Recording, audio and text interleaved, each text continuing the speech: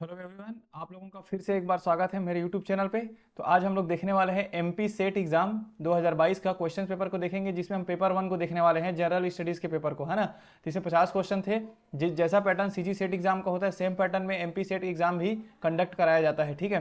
तो इस video lecture में हम डिटेल में समझ लेंगे एमपी सेट एग्जाम का पेपर 1 को विथ आंसर्स के साथ। सबका आंसर्स भी देखेंगे, क्या क्या आंसर सही था, और कुछ को एक्सप्लेनेशन के साथ भी समझने का ट्राई करते हैं। मैक्सिमम कुछ क्वेश्चंस को एनालिसिस करके देखेंगे कि क्वेश्चंस कहाँ से आया है और किस लेवल का आया है, क्योंकि आपको लगभग पैटर्न सीजी सेट एग्जाम का एमपी सेट एग्जाम के जैसे देखने को मिलेगा। और क्वेश्चंस के लेवल काफ़ी सही था एमपी सेट एग्जाम का भी, है ना। जिसमें देखें हम छत्तीसगढ़ में भी ऐसा ही क्वेश्चन आने की उम्मीद है और संभावनाएं भी बताई जा रही है, ठीक है। तो क्या करना है आपको, इस टाइप से क्वेश्चन प्रैक्टिस, इस टाइप के अगर अलग अलग स्टेट के सेट एग्जाम के क्वेश्चन को आपको प्रैक्टिस कर लेना है। इससे क्या होगा, आपको आइडिया मिल जाएगा रफली, है ना, कि क्वेश्चंस के लेवल कैसा होगा। और इस टाइप के क्वेश्चन आपको देखने को सीजी सेट एग्जाम में भी मिल जाएगा। तो जितना मैंने एनालिसिस किया है क्वेश्चंस को, तो क्वेश्चंस का लेवल काफ़ी सही था, है ना। वैसा ही क्वेश्चंस आपको सीजी सेट एग्जाम में भी देखने को मिलेगा। तो चलिए फिर पूरा एक एक करके एनालिसिस करेंगे और देखेंगे क्वेश्चंस का आंसर क्या होगा, और कुछ रीजंस को भी समझने का ट्राई करते हैं कहाँ से क्वेश्चंस आया, ठीक है। तो सबसे पहले हम लोग देखते हैं, है ना, ये है सेट एग्जाम। देख रहे हैं यहाँ पर सेट ए है,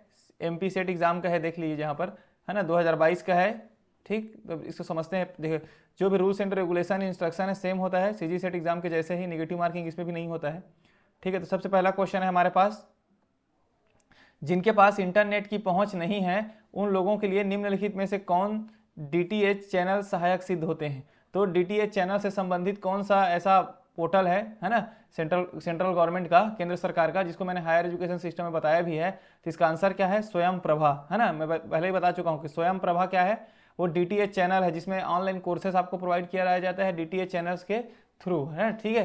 वैसे दीक्षा के बारे में मैंने बताया है, दीक्षा ऐप क्या है, आपका एक इंफ्रास्ट्रक्चर है नॉलेज शेयरिंग का, है ना। स्वयं ऐप क्या है, ऑनलाइन कोर्सेज है, ये पोर्टल में कोर्सेज मिलता है। लेकिन स्वयं प्रभा क्या है, जिसमें आपको डीटीएच चैनल के माध्यम से आपको देखने को मिलता है। तो इसका आंसर क्या होगा, बी, ठीक है। मेरा वीडियो लेक्चर देखें आप, हायर एजुकेशन सिस्टम का डिटेल में एक्सप्लेन कर दिया गया है। अगला क्वेश्चन देख लेते हैं, निम्नलिखित में से कौन सा चॉइस बेस्ड क्रेडिट सिस्टम का सर्वोत्तम लाभ है। चॉइस बेस्ड क्रेडिट सिस्टम, ठीक है। तो मैं बता दूं इसका आंसर क्या है, इसका आंसर डी है, शिक्षक केंद्रित से विद्यार्थी केंद्रित शिक्षा पर ध्यान आकर्षित करना है। तो इसका, है ना, अब देखिए मैक्सिमम केस में अगर आप टीचिंग से जो भी क्वेश्चंस अगर आपको मिलता है टीचिंग एप्टीट्यूड से, तो आप ध्यान ये रखेंगे कि स्टूडेंट सेंट्रिक होना चाहिए ऑप्शन। मैक्सिमम केस में क्या होता है, स्टूडेंट को फोकस करके ही आंसर बनाया जाता है। तो इसका आंसर देखिए, शिक्षक केंद्रित से सामग्री केंद्रित, ये सही नहीं है। शिक्षकों के लिए लचीलापन प्रदान करना, शिक्षकों के लिए लचीला प्रदान करने से टीचिंग व्यवस्था कमजोर होगी, है ना। छात्रों की विश्वसनीयता में सुधार करना, ये भी नहीं होगी। तो जो क्रेडिट सिस्टम है ये किसके लिए लाया गया है, शिक्षक केंद्रित से स्टूडेंट सेंट्रिक शिक्षक पर ध्यान आकर्षित करने के लिए इसको लाया गया है, ठीक है। तो बी का आंसर क्या है, डी। अगला देखते हैं, शिक्षण एक प्रक्रिया है, शिक्षण एक क्या है, टीचिंग इज ए प्रोसेस। तो टीचिंग इज ए ट्राईपोलर होता है, त्रिध्रुवी प्रोसेस होता है।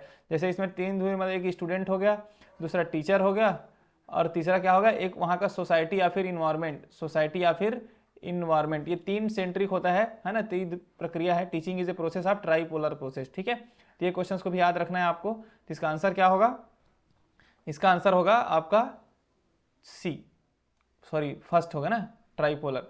अगला क्वेश्चन है क्वेश्चन नंबर 4, निम्नलिखित में से कौन सा शिक्षण स्तर के कौन सा स्तर है, शिक्षण का स्तर कौन सा है। Which of the following are the levels of teaching. तो टीचिंग में लेवल्स कौन कौन से होते हैं, टीचिंग एप्टीट्यूड में आप लोगों ने पढ़ा होगा। तो ये memory level, understanding level and reflective level आपको देखने को मिल जाता है, ठीक है। Memory level, understanding level and reflective level. State level, national level, ये सब लेवल नहीं है टीचिंग का, है ना। जैसे प्राइमरी सेकेंडरी, ये भी लेवल नहीं, इसमें भी कंफ्यूज नहीं होना है। ये क्या होता है, मेमोरी लेवल, अंडरस्टैंडिंग लेवल और रिफ्लेक्टिव लेवल। तो ये सब क्या है, टीचिंग के लेवल्स हैं। तो लेवल से क्वेश्चंस प्रीवियस ईयर के सीजी सेट एग्जाम में भी देखने को मिला था हमें, टीचिंग के लेवल से, है ना। तो इस चीज़ को भी याद रखेंगे।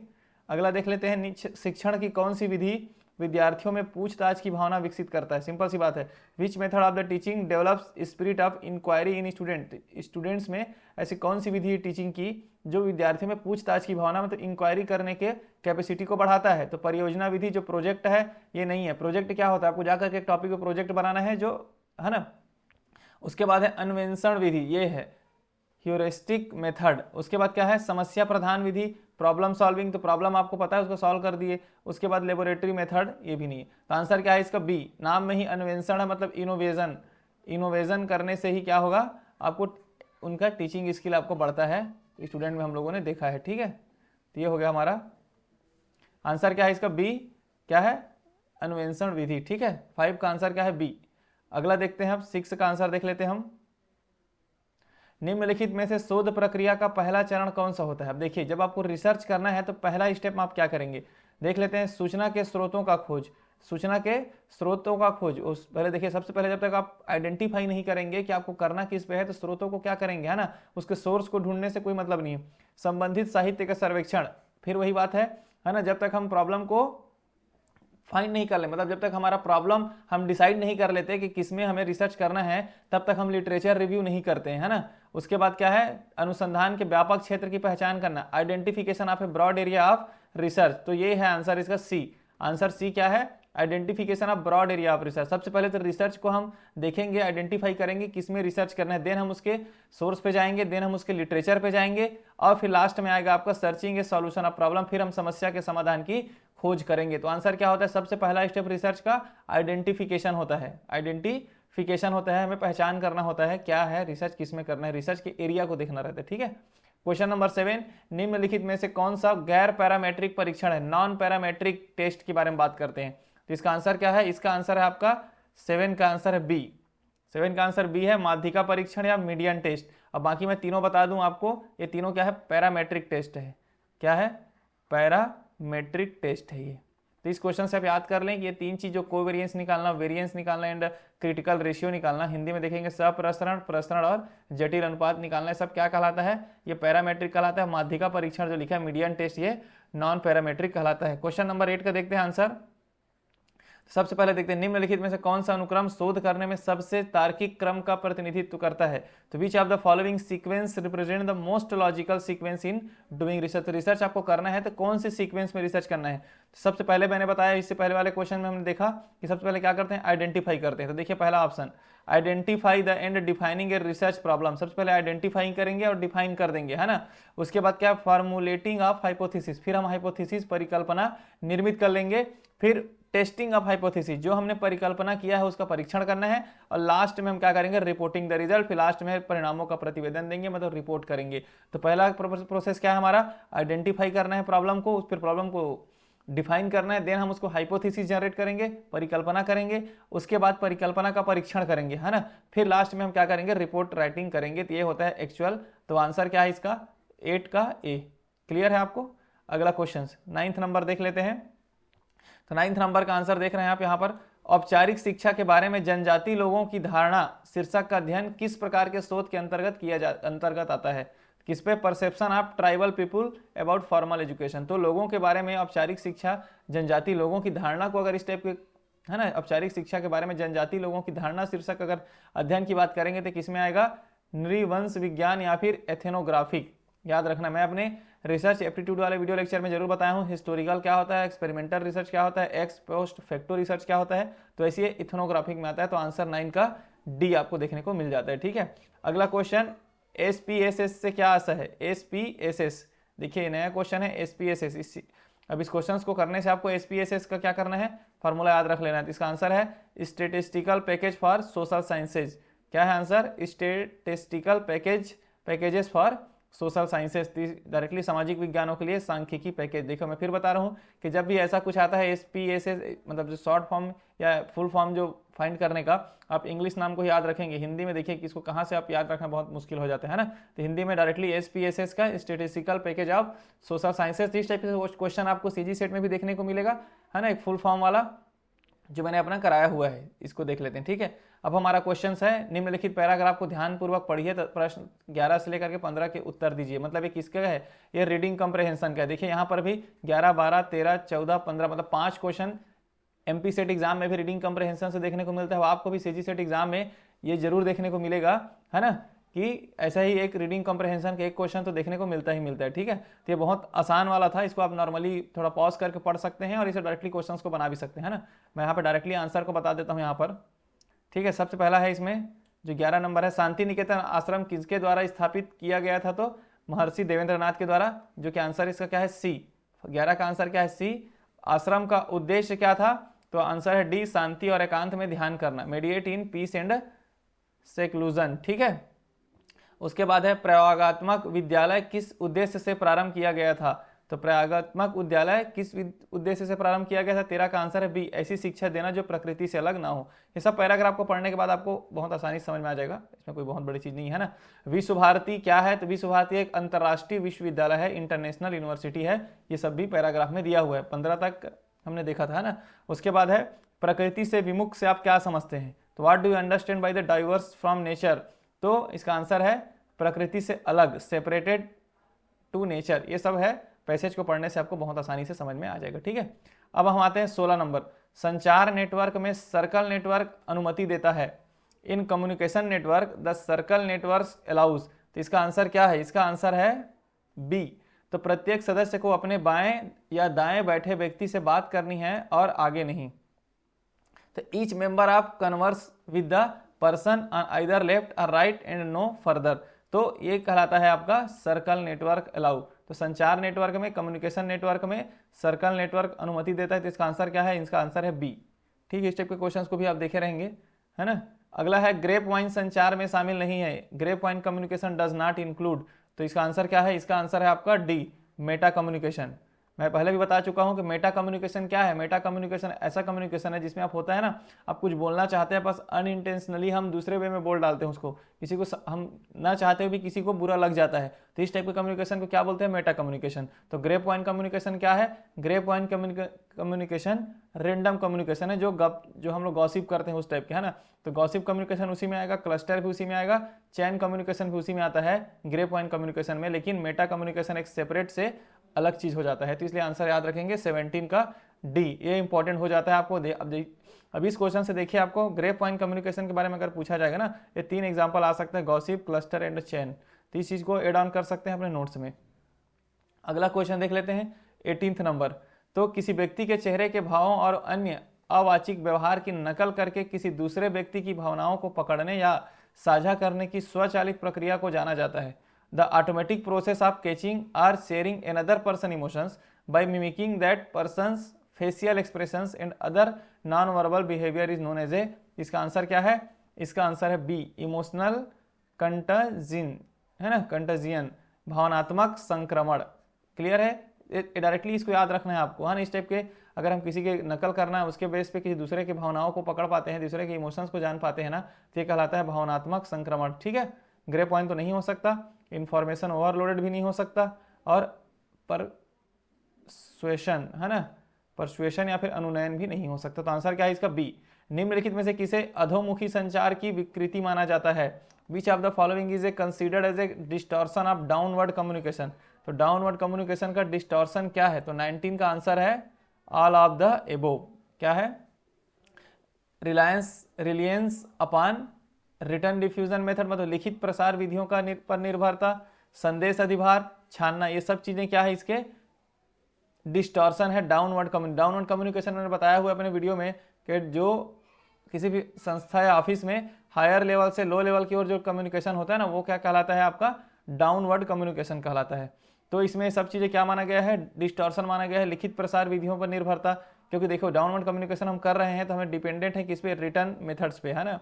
संदेश का अधिभार, मैसेज का क्या हो जाता है, ओवरलोड हो जाता है, क्योंकि जब एक प्रॉपरली डाउनवर्ड इसके बाद इसके पास जाएगा, इसके बाद इसके पास जाएगा, इसके बाद अगर एक सिस्टमेटिक बना हुआ है तो क्या होगा, संदेश का अधिभार तो होगा ही ना, मैसेज का ओवरलोड हो जाएगा। और तीसरा बात है फिल्टरिंग, अगर वो क्या हो रहा है, एक एक करके अगर लोगों से होते हुए जा रहा है तो फिल्टर होते होते फिर उसमें कुछ चेंजेस आ जाता है। तो ये सब क्या है, इसके लिए समझिए, सिंपल सी बात है, इसको जो हेड ऑफिस है डायरेक्टली उसको प्यून से बात करना होगा, वो नहीं कर पा रहा है, तो इसमें क्या होगा, जितने भी जो बीच में रहेंगे इनके द्वारा क्या हो जाएगा, फिल्टर हो जाएगा वर्ड्स, मतलब कुछ वर्ड में चेंजेस आ जाएंगे, और साथ ही साथ इतने रूट्स में जाते जाएगा तो जो लास्ट है उनके पास मैसेज को ओवरलोड हो जाएगा, क्योंकि उसको बहुत सारे लोगों का अलग अलग ज्ञान मिलने लगेगा। तो आंसर क्या है इसका डी, उपयुक्त सभी, ठीक है। 20 देखते हैं, भेल भोपाल में एक विशेष तंत्र विकसित किया गया है जिसका संक्षिप्त नाम एमीकॉम, इसका अभिप्राय है। अब देखिए ये भोपाल का है, मतलब ये एमपी वालों के लिए, ये हमारे टाइप के क्वेश्चन नहीं है, हमारे स्टेट में नहीं आए, क्योंकि ये भोपाल का इनिशिएटिव है, मतलब एमपी का इनिशिएटिव। इसका फुल फॉर्म था मैनेजमेंट एंड एम्प्लॉय कम्युनिकेशन, क्या है, प्रबंधन और कर्मचारी संचार, इसका आंसर अगर देखें तो। अब हम चलते हैं 21 में देखते हैं, एक कक्षा में 15 छात्रों और एक शिक्षक की औसत आयु 18 वर्ष है, यदि शिक्षक की आयु हटाई जाती है तो छात्रों की औसत आयु 1 वर्ष कम हो जाती है। तो फिर शिक्षक की आयु कितनी है? तो इसका आंसर क्या है? इसका आंसर है 33C। ठीक है, इसको ये क्या है, मैथमेटिक्स का क्वेश्चन है ना, इसको अलग से सॉल्व कर लेंगे। 33 का क्या हो गया? सी, सॉरी 21 में पहुंचे, 21 का है सी। अब हम आते हैं 22 में देख लेते हैं। एक गांव में है ना, डायरेक्टली में 250 किसानों में से 28% किसानों ने गन्ने की फसल की है। देखो ये परसेंटेज से क्वेश्चन है। इन गन्ना उत्पादक किसानों में से 40% किसान सहकारी चीनी कारखाने के सदस्य हैं। तो कितने किसान सहकारी चीनी कारखाने के सदस्य हैं? तो इस टाइप के क्वेश्चन को परसेंटेज वाला क्वेश्चन है। इसका आंसर है आपका A28। इसका आंसर क्या आएगा? A28। सॉल्व करके भी देख सकते हैं। ठीक है, अगला देख लेते हैं। देखिए ये क्वेश्चन है, मैं पहले बताया हूँ कोडिंग वाला, जो मेरा वीडियो लेक्चर लेटर सीरीज जो मैं चला रहा हूँ उसमें भी इस टाइप के क्वेश्चन को मैंने सॉल्व कराया। देखिए बिना शब्द को इतने से के रूप में लिखा जाता है, तो दिल्ली शब्द को किस प्रकार से लिखा जाएगा? देखिए क्वेश्चन को डायरेक्टली बना सकते हैं आप, है ना। बी है, बी क्या होता है? अगर देखें अल्फाबेट में नंबर 2 है तो बी की जगह क्या लिखा है? 3, मतलब 1 बढ़ा दिया गया है। वैसे आई होता है 9, 9 की जगह क्या लिखा गया है? 10। यहाँ पे अगर लिखें तो जैसे बीना के लिए 2, मतलब बी क्या होता है? बी अल्फाबेट में 2 नंबर होता है, तो इसको लिखा गया है 3। ये 9 होता है, इसकी जगह लिखा गया 10। एन अगर होता है, देखें 14 होता है तो इसकी जगह लिखा गया 15। ए होता है 1 तो इसकी जगह लिखा है 2। तो इस टाइप से ये 3, 10, 15, 2 बना हुआ है। तो ऐसी दिल्ली को लिखेंगे DILHI। तो डी कितना होता है? 4, तो इसकी जगह क्या होगा? 5। 5 है तो इसकी जगह होगा 6। एल कितना होता है? एल का होता है आपका 12, इसकी जगह होगा 13। एच का होता है 8 तो 9 होगा, और आई का 9 होता है तो 10 होगा। तो इसका आंसर क्या होगा? इसका आंसर होगा डी। 23 का आंसर क्या है? डी। बहुत ईजी क्वेश्चन था ये। वैसे एक शहर में कार्यरत और बेरोजगार लोगों का अनुपात कितना है? 3। ये अनुपात से क्वेश्चन है ना, 3:2 है। तो अगर शहर में 750 व्यक्ति हैं तो फिर शहर में कितने बेरोजगार हैं? तो देखिए इसका आंसर क्या है? बी। इसका आंसर क्या है? बी, 300। अब देखो अगर निकालेंगे, अब इस टाइप के क्वेश्चंस को आपको कैसे सॉल्व करना है? तो इस टाइप के क्वेश्चंस को आपको ना डायरेक्टली ऑप्शंस को ले करके सॉल्व करना है। जैसे मैंने 750/300 कर दिया, क्योंकि हम इसी रेशियो में निकालना है। तो 0 0 कट गया, तो ये 5 से कटेगा तो 5 6 इंटू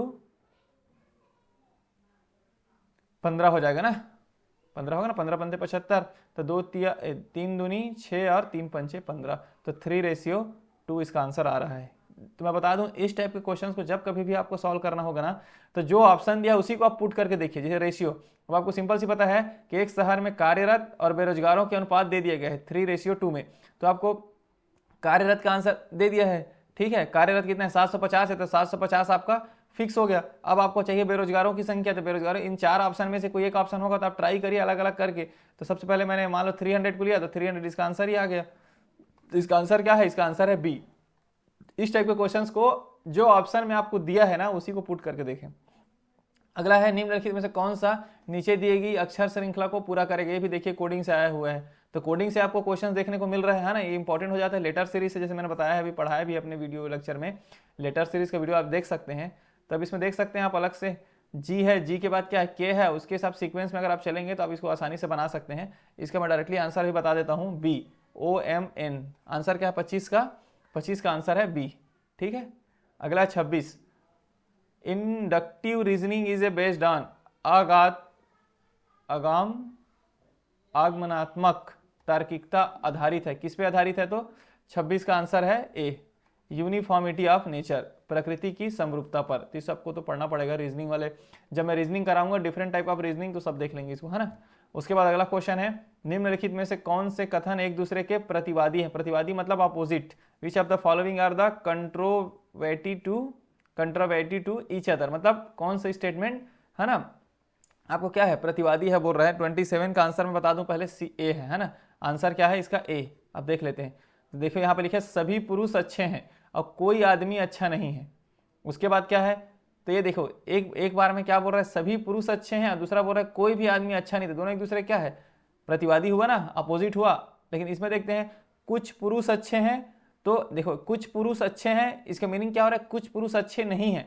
इसके स्टेटमेंट में क्या जा रहा है? अगर आप कुछ पुरुष अच्छे हैं बोल रहे हैं, मतलब इसका मतलब यह है कि कुछ पुरुष अच्छे नहीं है। और दूसरे वाले स्टेटमेंट देखते हैं, तो कुछ पुरुष अच्छे नहीं है, इसमें भी क्या है? कुछ पुरुष अच्छे हैं। तो मतलब ये दोनों सेम स्टेटमेंट को शो कर रहे हैं। दोनों बस बोलने का तरीका अलग अलग है, बट स्टेटमेंट क्या मेन यही बोलना चाह रहा है वो, कि कुछ लोग अच्छे हैं, कुछ पुरुष अच्छे हैं, कुछ पुरुष अच्छे नहीं हैं। इन दोनों स्टेटमेंट सही। तो ये प्रतिवादी नहीं हुआ, ये आपका अपोजिट नहीं हुआ, ये तो सेम स्टेटमेंट हो गया ना। बस ये क्या है, लेकिन सभी पुरुष अच्छे हैं और कोई आदमी अच्छा नहीं है। ये दोनों क्या है आपके अपोजिट हो गए, कंट्राडिक्ट कर रहे हैं एक दूसरे को। तो आंसर क्या हुआ, ए एंड बी इसका आंसर है, आंसर ए। 27 का आंसर क्या है, ए। 28 का आंसर देख लेते हैं, न्याय या फिर न्याय वाक्य है ना, एक औपचारिक क्या है, एक औपचारिक 5 स्तंभ तर्क वाक्यों को नियोजित करता है। सूची 1 और पदों की सूची 2 के पदों से सुमेलित कीजिए। तो डायरेक्टली आंसर इसका मैं बता देता हूँ आपको, आंसर है इसका आंसर है आपका 28 का आंसर है सी। 28 का आंसर क्या है, सी। ए का फर्स्ट, बी का सेकंड, सी का थर्ड, डी का फोर्थ, ई का फिफ्थ। तो डायरेक्टली क्वेश्चन है, देख सकते हैं, पहाड़ पर आग लगी है ना, प्रतिज्ञा ही है, क्योंकि पहाड़ पर धुआं है मतलब हेतु है। इसको हम दर्शन शास्त्र में पढ़ते हैं हेतु को लेकर के, है ना।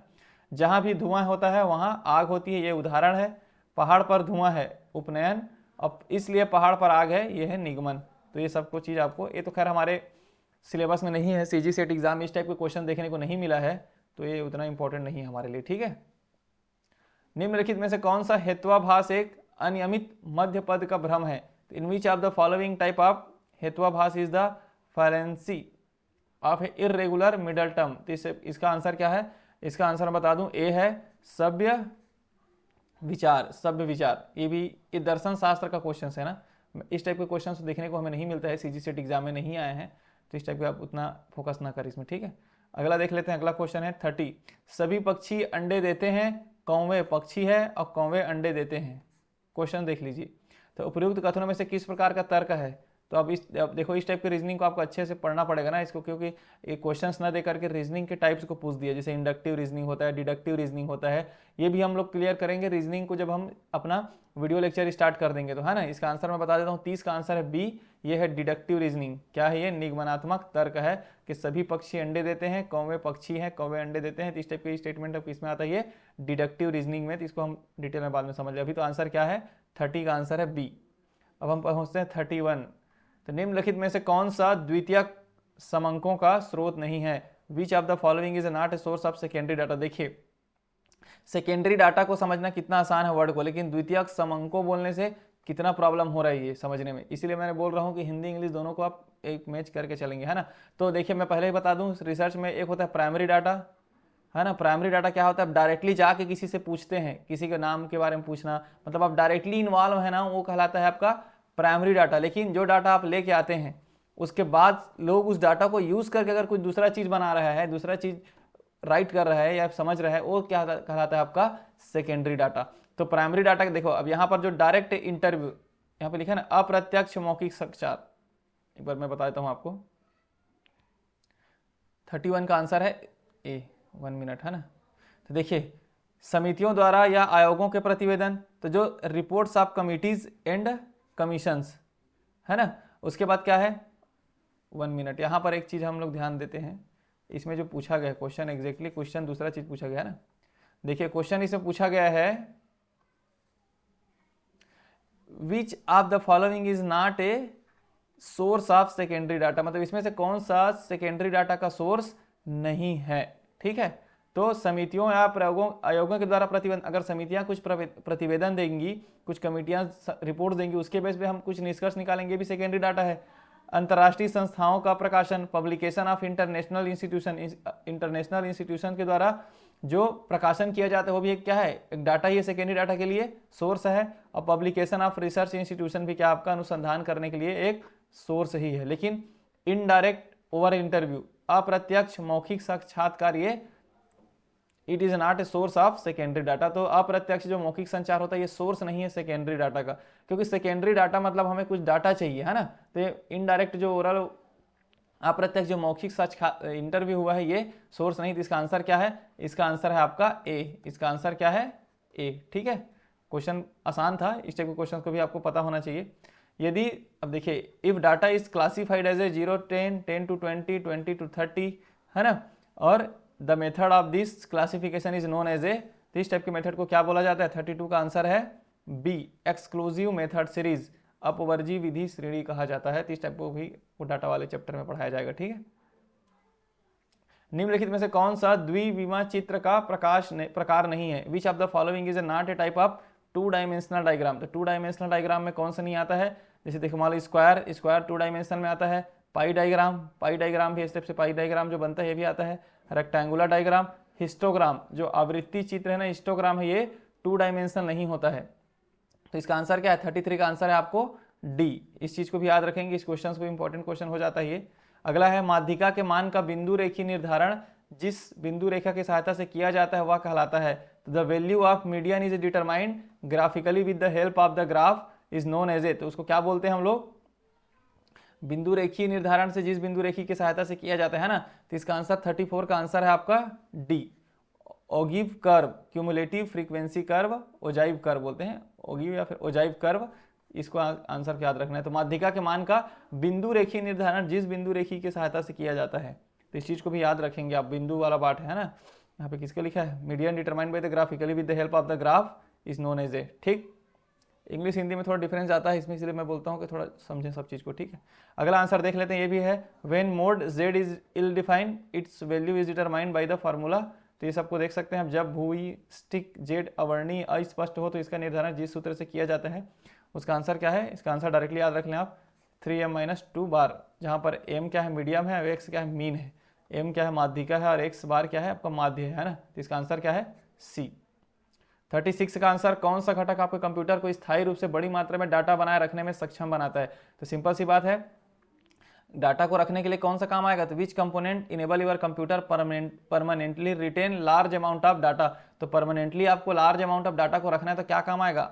स्टोरेज डिवाइस ही तो काम आएगा ना, एक्सटर्नल हार्ड डिस्क जो हम यूज करते हैं।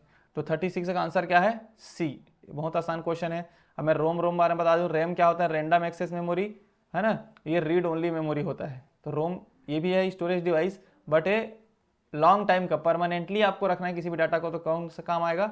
स्टोरेज डिवाइस काम आएगा। क्योंकि रोम में जो डाटा होता है ना, अगर वो हम फॉर्मेट करते हैं मोबाइल या किसी भी लैपटॉप को तो डिलीट हो जाता है। और रैम तो आपको पता है वो सॉफ्टवेयर को, जो एप्स को चलाने के लिए यूज़ किया जाता है, और सेंट्रल प्रोसेसिंग यूनिट सबको पता है सीपीयू। ठीक है, अब हम अगला क्वेश्चन पे आते हैं अपना। उस डिवाइस का नाम जो टेलीफोन लाइन के माध्यम से कंप्यूटर को इंटरनेट से जोड़ता है। तो name of the device that connects computers to internet by means telephone line. तो उस डिवाइस का नाम जो टेलीफोन लाइन के माध्यम से कंप्यूटर को जोड़ता है तो इसको बोलते हैं मॉडेम। याद रखना, क्या बोलते हैं? मॉडेम। केबल तो वायर हो गया है ना, जैक अलग चीज है, कर्सर अलग चीज है। तो ये आंसर क्या है इसका? मॉडेम। 37 का आंसर क्या है? ए। ठीक है, which of the following is not a search engine in the internet system. निम्नलिखित में से कौन सी इंटरनेट सिस्टम का सर्च इंजन नहीं है? तो गूगल तो है, याहू है, सबको पता है। डॉग फाइल भी है, क्या नहीं है? अपोलो जो है नहीं है। तो इसका आंसर क्या है? ए, अपोलो। आंसर बी है अपोलो। ठीक है, 38 का आंसर बी। 39 का आंसर देख लेते हैं। भारत द्वारा शिक्षा जगत के लिए सर्वप्रथम कौन सी सैटेलाइट भेजी गई थी? The first Indian satellite for serving the education sector is known as a EDUSAT. नाम में ही एडू मतलब एजुकेशन सैटेलाइट। ठीक है, तो इस चीज को भी याद रख सकते हैं, क्वेश्चन आ सकता है सीजीसेट एग्जाम में कि first Indian satellite for education sector के लिए भेजा गया था जो भारत सरकार के द्वारा, वो क्या है? वो एडुसेट। नाम से देख लो, एडुसेट। एडू मतलब एजुकेशन, सेट मतलब सैटेलाइट। तो इस चीज को भी याद रख सकते हैं। एनपीटीईएल स्टैंड्स फॉर, तो मैंने पहले ही बोला हूं कि ये सब का फुल फॉर्म आपको पूछा जा सकता है एनपीटीईएल का। तो इसका आंसर क्या है? National programme for of technology enhance learning. Answer है डी। आंसर क्या है? D, national programme of technology enhance learning. ठीक है, अगला देख लेते हैं। वर्ष 2010 और 2020 के बीच की अवधि में, है ना, औसत वार्षिक वन क्षेत्र की निवल वृद्धि के संबंध में देश का वैश्विक स्तर पर कौन से स्थान रहा है? What rank does India hold globally with respect to net gain in average annual forest area between year 2010 से 2020 के बीच? ये डायरेक्टली करंट अफेयर्स का क्वेश्चन था। तो इसका आंसर क्या है? इसका आंसर बी है, थर्ड। ठीक है, केंद्रीय विद्युत प्राधिकरण के अनुसार 29 और 30 के लिए कुल संस्थापित क्षमता के इष्टतम मिश्रण में सौर ऊर्जा एवं पवन ऊर्जा का संयुक्त अंश निर्धारित किया गया है। As per the Central Electricity Authority the combined share of solar and wind energy in total projected optimal mix of installed capacity of 29-30 तक किसका सोलर और पवन ऊर्जा को मिक्स करके कितना टारगेट रखा गया है केंद्रीय विद्युत प्राधिकरण के द्वारा? तो इसका आंसर क्या है? 51.41% को 42 का आंसर। इस क्या चीज़ में बता देता हूँ, तो जो भी जितनी भी एनर्जी हमें यूज़ हो रहा है ना हमारे लाइफ में, जितनी भी एनर्जी हमें इलेक्ट्रिसिटी का लगता है, तो गवर्नमेंट के द्वारा ये टारगेट रखा है कि 29-30 तक 51.41% हम सोलर एनर्जी से और विंड एनर्जी से प्राप्त करने की कोशिश करेंगे। ठीक है, तो सतत विकास लक्ष्यों के संबंध में निम्न कथनों को पर विचार कीजिए। देखिए इस क्वेश्चन को भी मैंने एक्सप्लेन किया अपने वीडियो लेक्चर में, है ना। तो देखिए consider the following statement about sustainable development goal, ये इंपॉर्टेंट क्वेश्चन है ये। तो it contains 20 goals and 180 targets, गलत है। कितना गोल्स है मैंने बताया था, सस्टेनेबल डेवलपमेंट गोल्स में 17 गोल्स हैं, 17 आपको गोल्स देखने को मिलता है, 17 मैंने बताया है सस्टेनेबल एसडीजी गोल्स हैं। तो ये स्टेटमेंट गलत हो गया। It was adopted in New York सितंबर 2015 में, तो बताया था 2015 में इसको अडॉप्ट किया गया है। तो ये आंसर सही है। तो आंसर क्या है इसका, ओनली 2 इज करेक्ट। मैं पहले बता दूं ना, 20 गोल नहीं है, कितना गोल है, 17 गोल सही है, 20 नहीं, इसलिए स्टेटमेंट फर्स्ट गलत है, ठीक है।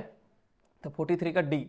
अब आते हैं 44 में। तो 44 में देख लेते हैं, निम्नलिखित में से कौन सा पर्यावरण संरक्षण अधिनियम 1986 में सम्मिलित नहीं है। तो विच of the following is not covered under environmental protection act 1986। अभी मैं इसके बाद मेरा नेक्स्ट वीडियो लेक्चर सीरीज रहेगा वो पीपल एंड इन्वायरमेंट पर रहेगा। इसमें हम पूरा देख लेंगे, इन्वायरमेंट प्रोटेक्शन एक्ट हो गया कि वाइल्ड लाइफ प्रोटेक्शन एक्ट हो गया 1972, इस सब को डिटेल में हम समझेंगे, तो आपको लिए और आसानी हो जाएगा। पीपल एंड इन्वायरमेंट जो चैप्टर है 9th यूनिट है जो पेपर 1 का, उसको भी हम 8 से 10 वीडियो लेक्चर में पूरा कवर कर लेंगे, ठीक है। तो इसमें मैं बता दूं आपको, इसका आंसर है जू एंड पार्क के है, सी, चिड़ियाघर एवं उद्यान, है ना। 44 का आंसर क्या है, सी। तो इसके बारे में बात नहीं किया गया है। जू एंड पार्क के बारे में बात ना वाइल्ड लाइफ प्रोटेक्शन एक्ट 1972 में किया गया है, ठीक है। वाइल्ड लाइफ वन्य जीव अधिनियम 1972 में इसके बारे में बात किया गया है।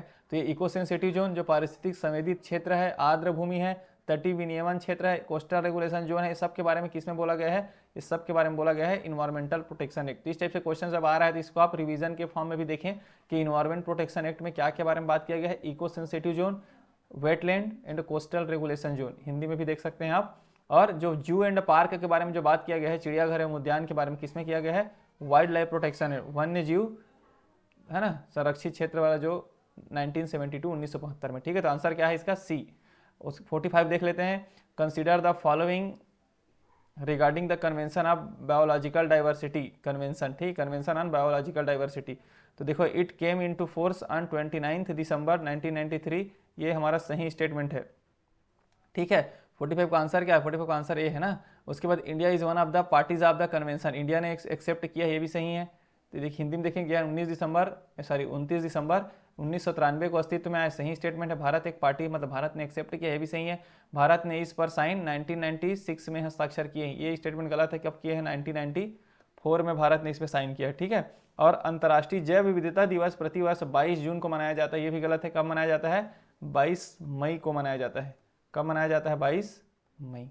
तो ये दोनों स्टेटमेंट गलत है। तो आंसर क्या होगा, केवल 1 और 2 सही है, मतलब ओनली 1 और सेकेंड, फर्स्ट और सेकेंड इज करेक्ट, ठीक है, मैंने बता दिया। तो ये कन्वेंशन ऑन बायोलॉजिकल डाइवर्सिटी, ये सबको मैं पढ़ाऊंगा इन्वायरमेंट वाले वीडियो लेक्चर सीरीज में, ठीक है। जो इसके बाद जैसे हायर एजुकेशन के बाद हम इन्वायरमेंट, पीपल एंड इन्वायरमेंट को ही स्टार्ट करने वाले थे। इसका आंसर क्या है, फर्स्ट और सेकेंड।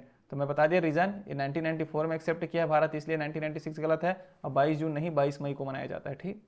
46 देख लेते हैं, which of the following are the first 3 universities where that were established during 1857। निम्नलिखित में से कौन से पहले 3 विश्वविद्यालय थे जो 1857 के दौरान स्थापित किए गए थे।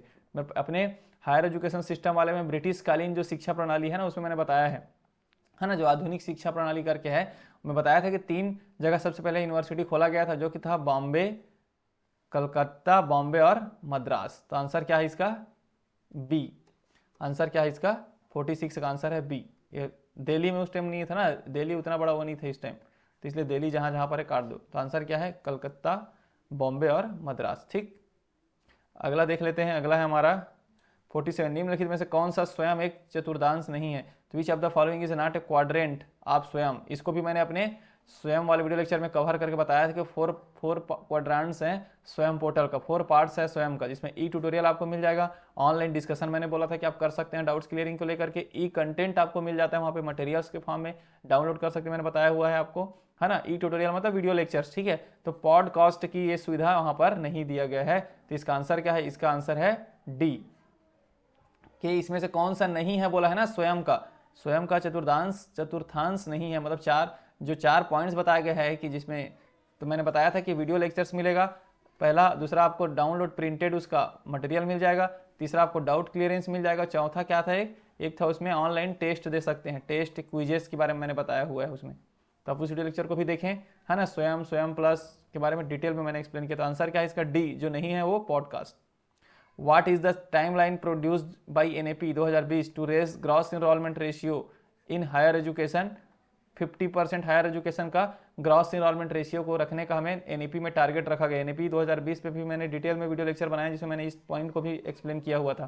तो आंसर क्या है? 48 का आंसर है सी 2035। 2035 तक का टारगेट रखा गया कि हायर एजुकेशन में 50% ग्रॉस एनरोलमेंट रेशियो को हमें करने का टारगेट रखा गया। ठीक है। National assessment and accreditation council NAAC was established in 1994 by, इसको भी मैंने कवर किया है। शैक्षणिक संस्थाएं हमारे वीडियो लेक्चर में अगर देखेंगे तो, है ना, या फिर इसका मैं सेपरेट मैंने वीडियो लेक्चर बनाया है यूजीसी को, यूजीसी एवं यूजीसी कार्य। तो इसका आंसर क्या है? यूजीसी के द्वारा ही ये हैंडल होता है नेक का काम। ठीक है। स्थापना की गई थी, किनके द्वारा की गई थी? तो यूजीसी के द्वारा। तो 49 का आंसर क्या है आपका? ए।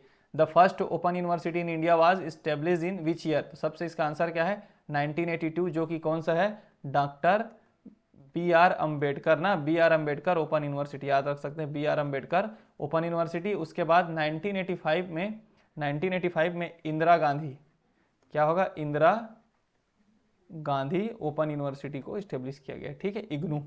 क्लियर? तो फर्स्ट ओपन यूनिवर्सिटी 1982 में doctor B R Ambedkar open university का गठन किया गया था। उसके बाद 1985 में इंदिरा गांधी ओपन यूनिवर्सिटी। ये भी क्वेश्चन इंपॉर्टेंट है, आ सकता है फर्स्ट ओपन यूनिवर्सिटी कौन सा। ठीक है। तो ये मैंने क्या किया, पूरे क्वेश्चंस को एनालिसिस कर दिया है एमपी सेट एग्जाम का, जो काफी इंपॉर्टेंट है आपके सीजी सेट एग्जाम के अगर पॉइंट ऑफ व्यू से भी देखें तो, क्योंकि ऐसा ही क्वेश्चन पैटर्न आपको देखने को मिलेगा सीजी सेट एग्जाम में, है ना। तो इस टाइप से आप अपना तैयारी को रखें, करके रखें, ताकि आपका अच्छे से अच्छा, ज़्यादा मार्क्स आपको आना चाहिए। ठीक है। और मेरा नेक्स्ट वीडियो लेक्चर भी रहेगा, अलग अलग स्टेट के सेट एग्जाम का क्वेश्चन पेपर को भी मैं एनालिसिस कर दूंगा, जिससे आपको और आसानी हो जाए सीजी सेट एग्जाम को प्रिपरेशन करने में। ठीक है। तो उम्मीद करता हूँ वीडियो आपको अच्छा लगा होगा। वीडियो अच्छा लगा तो चैनल सब्सक्राइब कर लें, वीडियो को लाइक कर दें और अपने दोस्तों में शेयर कर दें। मिलते हैं नए वीडियो लेक्चर में नए टॉपिक के साथ, तब तक के लिए थैंक यू।